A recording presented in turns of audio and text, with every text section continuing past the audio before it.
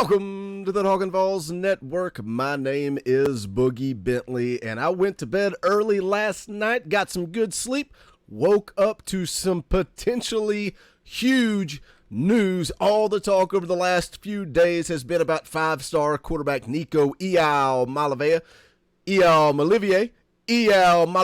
however you want to pronounce it. Bottom line is everybody in Knoxville is talking about the five-star quarterback out of California.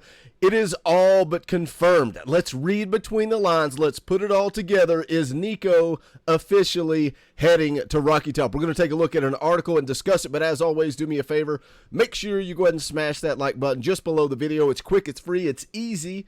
It helps the channel. Just press that little thumbs up. Also, if you're new to the Talkin VAWLS Network, welcome. We're not experts. We're not insiders. We don't pretend to be media or break news. We're fans, just like you. So if you like the content, make sure you subscribe. Click that bell for notifications so you don't miss out when we go live or when we drop new content. Just a reminder, Dauber and the Indy Kid continue to cover that basketball program. They will be live following every game during the SEC basketball tournament, so make sure you tune in for that. Now let's jump into the news that we're talking about today.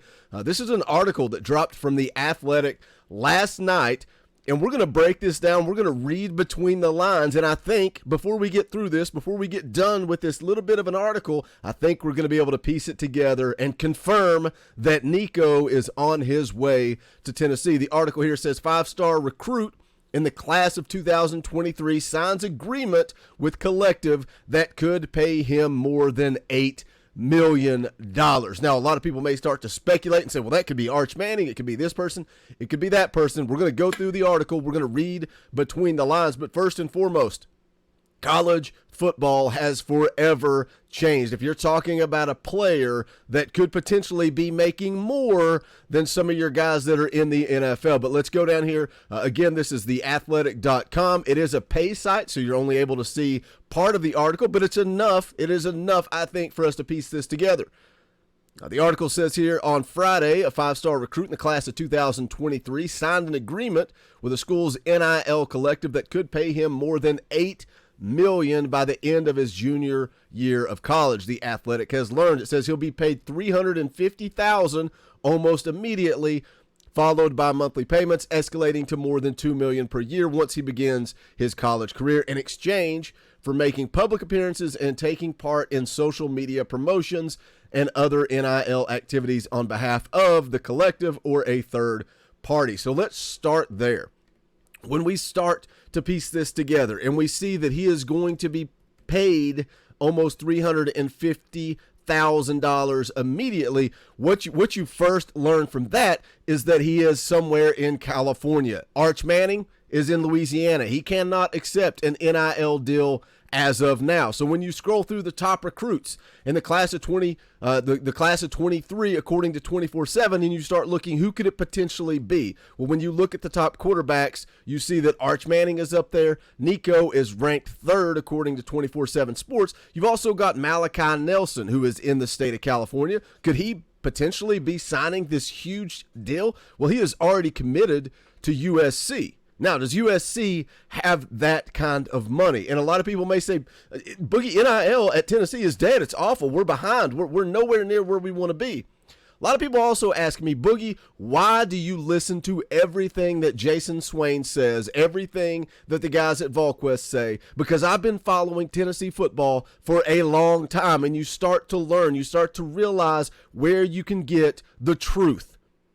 Jason Swain has connections inside this program, and he told us, guys, be patient. Be patient with the transfer portal. Be patient with NIL. When it's all said and done, when the smoke is cleared, you're going to be happy. All signs indicate that this is a deal that Nico just signed. Allegedly. Again, no proof of that. Goes on to say here, while there's no centralized database to reference other contracts, two NIL experts believe it's the largest individual NIL deal signed by a non-professional athlete. Blake Lawrence, the founder of the NIL marketing platform Open Doors, said a deal that high seems like an outlier, but added whatever casual sports fan or coaches think student athletes are earning from collectives, they're undershooting by 10 times. He says, while $2 million a year is wild, $200,000 isn't. But most people are thinking they're getting $20,000. Says lawyer Mike Caspino, who drafted the contract, allowed the Athletic to review and verify the contract in exchange for keeping the players' and collectives' identities anonymous. It provides a window into how donor-driven third parties tie to school-specific operate. Now, the lawyer just so happens to be in Southern California, where Nico is also at. And then the Athletic, David Ubben, contributed to this article. He is a beat writer at the University of Tennessee. Put the pieces together. Guys, is it true? Is Nico on his way to Tennessee? But again, when you look at the contract, when you look at the amount of money, what does that do to college football? How does that change college football? You know, we just saw it with Harrison Bailey, the breakdown of this fan base over Harrison Bailey. Because he got a 5th star from one of the recruiting sites late in his senior season, all of a sudden he's the next Peyton Manning. Guys, he didn't cut it. He couldn't make it on the field for a reason. Regardless of what you believe, regardless of how you feel, Harrison Bailey couldn't cut it in the SEC. That's why he ended up at UNLV and not a place like Georgia or Florida or Alabama. If Harrison Bailey was good enough, he would have gone somewhere in the SEC. Now, Nico, these guys coming out of high school, they're unproven. And I've read the scouting report on air numerous times. What this guy can do, his athleticism, the way he throws the football, he's got it all.